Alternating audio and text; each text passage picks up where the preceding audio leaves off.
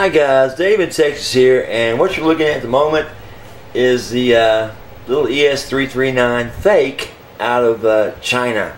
Okay, if you'll remember back, I bought a 339 copy to go along with the Epiphone 339 Ultra I bought to do a side-by-side comparison when I heard they were building these in China. Okie dokie.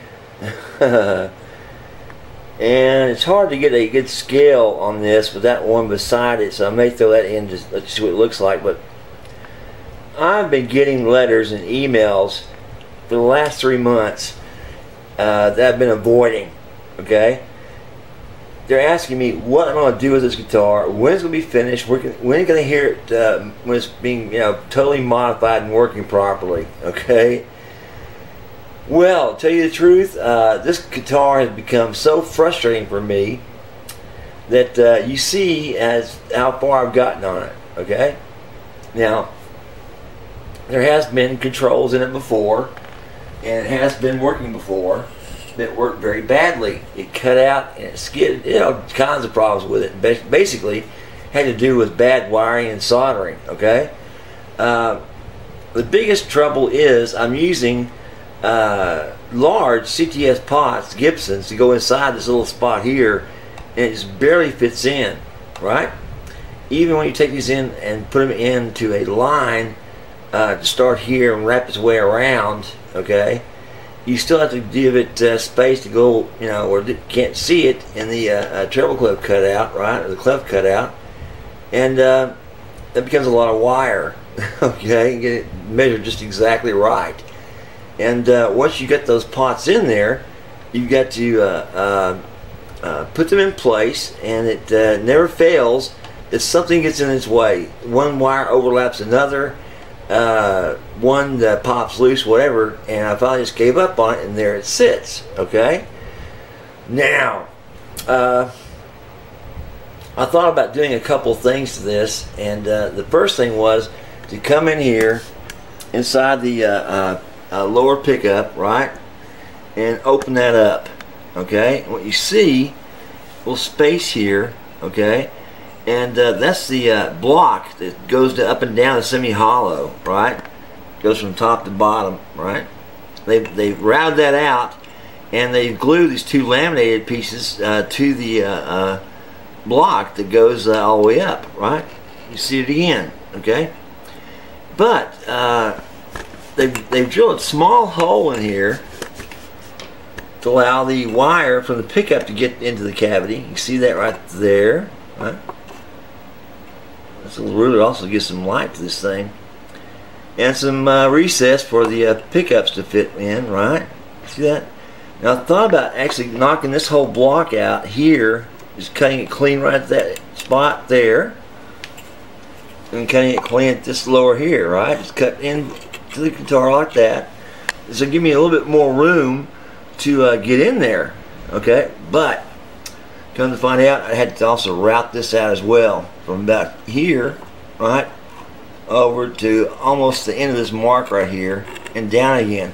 So we'll be taking out a lot of wood to begin with. Taking it out here is no problem on the block itself, but taking it out here, that's actually supporting this very weak area here. Okay, this weakened area, right? And I really don't want to do that. Not only does it support the weight of the pickup, and the pickup's drilled into it, well, the bracket's drilled into it, but it also stands a chance of cracking that laminate when I remove it. Okay, there's always that possibility. I don't want to put a great big stress fracture across, or through right here. I don't want to do that. I have to worry about that later on. So I also thought of doing it just like they did on the regular ES339 from Epiphone. And what they did, they drilled out a cavity in the back of the guitar. Okay? And it's pretty much of the same size and shape as the one you see on the back of a Les Paul. Okay? So I'd come in here and I'd cut this open, right, so I have exact direct access to those holes. That way no more problems. Okay, I even have the extra blanks from those fake Gibson Les Pauls to fit into this. Okay, got several of them, different sizes and shapes, right? But the little problem is this is laminate, right? But it's also contoured. You follow me? So trying to get it just right without having that that edge flake on me, that'd be a problem. And trying to make sure that that thing fits properly, even though it's got a curvature to it, that's not the easiest thing in the world to do unless you're an expert woodworker, and I'm not an expert by any means. Okay.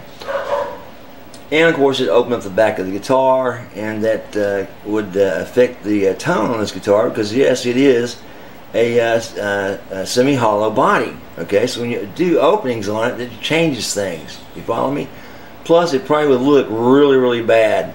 Okay, because that plastic opening would not overlap. It actually try to recess. Okay, but the only recess I've got to work with is just the thickness of that laminate itself, to form a support to drill into for the holes that would 4 holes that would drill in for the back plate to connect to, right?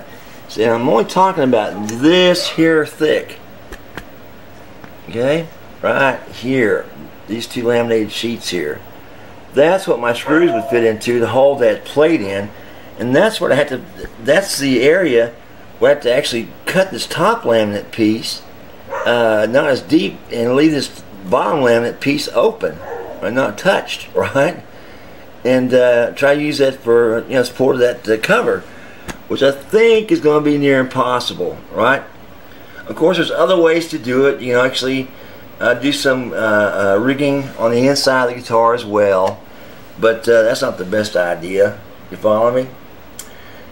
And so there this guitar sits, just like you see it, driving me crazy each time I get a letter about it. Okay, and so you know, this is probably my last video of the year. You know that I've not done a damn thing on it since the last time we talked about it, guys. And I feel bad about it, because I promised y'all you'd hear it play. And you know, I thought, wow, I got these brand new pickups for it. I got all the gear to make it sound really beautiful. And believe me, it's a pretty good sounding body guitar. You know what I'm talking about? The size is good, the shape is good, the laminate contours are good. Everything's good about it, except that it's just darn near impossible to get these things to fit here. Okay, so what we've got to do is basically give it one more shot, line these into a line, starts here, comes across here, and down here again, and try to pull this through and make sure that it solder doesn't pull loose, and make sure the ground wire remains in place. Okay, and after that, we've got to work on the following still. Since it was never done originally, we didn't get that far. We've still got to do a fret job, because out of these frets, there's like 6 or 7 that are much higher than the rest. So I got to do a fret job on it. Okay, and the neck needs some work now, since it's been like this forever in a support rack, right? And giving a little bend to it. So I got to get on that that nut to make sure that truss rod works, so we can get that done. Okay, so there's where we stand on this fake ES339, and I don't see us getting this thing done anytime before New Year's, but we might have some time. The holidays start coming along and things slow down. I might get a chance to get this done, let you hear it after the New Year's. Anyway, again, thanks for subscribing to my channel. I really appreciate that, guys. And you have a very happy New Year's and happy holidays, okay? Bye.